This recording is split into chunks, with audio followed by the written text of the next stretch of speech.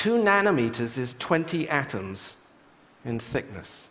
And I wondered, what if the answer to some of our biggest problems could be found in the smallest of places, where the difference between what is valuable and what is worthless is merely the addition or subtraction of a few atoms?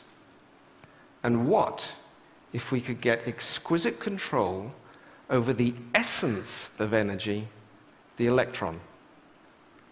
So I started to go around the world finding the best and brightest scientists I could at universities, whose collective discoveries have the chance to take us there, and we formed a company to build on their extraordinary ideas. 6.5 years later, 180 researchers, they have some amazing developments in the lab. And I will show you 3 of those today, such that we can stop burning up our planet. And instead, we can generate all the energy we need right where we are, cleanly, safely, and cheaply. Think of the space that we spend most of our time. Tremendous amount of energy is coming at us from the sun. We like the light that comes into the room, but in the middle of summer, all that heat is coming into the room that we're trying to keep cool.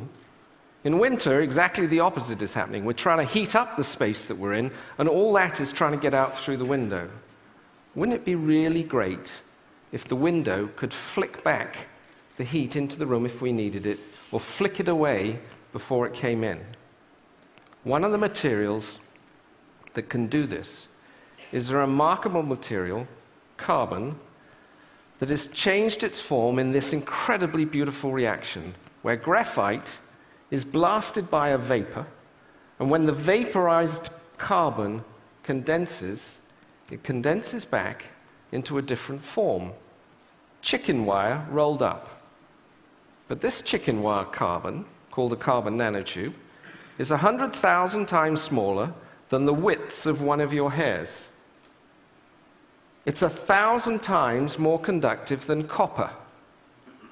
How is that possible? One of the things about working at the nanoscale is things look and act very differently. You think of carbon as black. Carbon at the nanoscale is actually transparent and flexible. And when it's in this form, if I combine it with a polymer and affix it to your window, when it's in its colored state, it will reflect away all heat and light, and when it's in its bleached state, it will let all the light and heat through, and any combination in between. To change its state, by the way, takes 2 volts for a millisecond pulse. And once you've changed its state, it stays there until you change its state again. As we were working on this incredible discovery at University of Florida, we were told to go down the corridor to visit another scientist. And he was working on a pretty incredible thing. Imagine if we didn't have to rely on artificial lighting to get round at night. We'd have to see at night, right? This lets you do it. It's a nanomaterial, 2 nanomaterials, a detector and an imager. The total width of it is 600 times smaller than the width of a decimal place. And it takes all the infrared available at night, converts it into an electron with a space of 2 small films, and is enabling you to play an image which you can see through. I'm going to show to TEDsters the first time this operating. Firstly, I'm going to show you the transparency. Transparency is key. It's a film that you can look through. And then I'm going to turn the lights out. And you can see, off a tiny film, incredible clarity. As we were working on this, it dawned on us. This is taking infrared radiation, wavelength, converting it into an electron. What if we combined it with this? Suddenly, you've converted energy into an electron on a plastic surface that you can stick on your window. But because it's flexible, it can be on any surface whatsoever. The power plant of tomorrow is no power plant. We talked about generating and using. We want to talk about storing energy. And unfortunately, the best thing we've got going is something that was developed in France 150 years ago, the lead-acid battery. In terms of dollars per watt stored, it's simply the best. Knowing that we're not going to put 50 of these in our basements to store our power, we went to a group at the University of Texas at Dallas, and we gave them this diagram. It was in actually a diner outside Dallas-Fort Worth Airport. We said, could you build this? And these scientists, instead of laughing at us, said, yeah. And what they built was EBOX. EBOX is testing new nanomaterials to park an electron on the outside, hold it until you need it, and then be able to release it and pass it off. Being able to do that means that I can generate energy cleanly, efficiently, and cheaply right where I am. It's my energy. And if I don't need it, I can convert it back up on the window to energy, light, and beam it, line of sight, to your place. And for that, I do not need an electric grid between us. The grid of tomorrow is no grid. And energy, clean, efficient energy, will one day be free.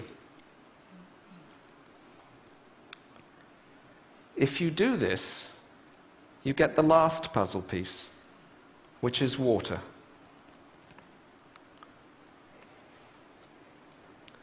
Each of us, every day, need just 8 glasses of this, because we're human. When we run out of water, as we are in some parts of the world, and soon to be in other parts of the world, we're going to have to get this from the sea. And that's going to require us to build desalination plants. $19 trillion is what we're going to have to spend. These also require tremendous amounts of energy. In fact, it's going to require twice the world's supply of oil to run the pumps to generate the water. We're simply not going to do that. But in a world where energy is freed and transmittable, easily and cheaply, we can take any water wherever we are and turn it into whatever we need.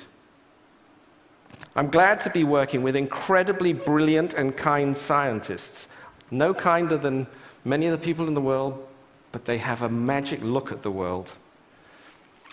And I'm glad to see their discoveries coming out of the lab and into the world. It's been a long time in coming for me. 18 years ago, I saw a photograph in the paper. It was taken by Kevin Carter, who went to the Sudan to document their famine there. I've carried this photograph with me every day since then. It's a picture of a little girl dying of thirst.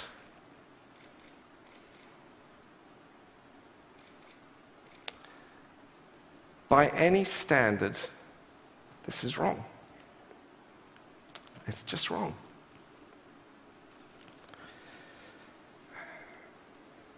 We can do better than this. We should do better than this. And whenever I go round to somebody who says, you know what, you're working on something that's too difficult, it'll never happen. You don't have enough money. You don't have enough time. There's something much more interesting around the corner. I say, try saying that to her. That's what I say in my mind. And I just say, thank you, and I go on to the next one. This is why we have to solve our problems. And I know the answer as to how is to be able to get exquisite control over a building block of nature, stuff of life, the simple electron. Thank you.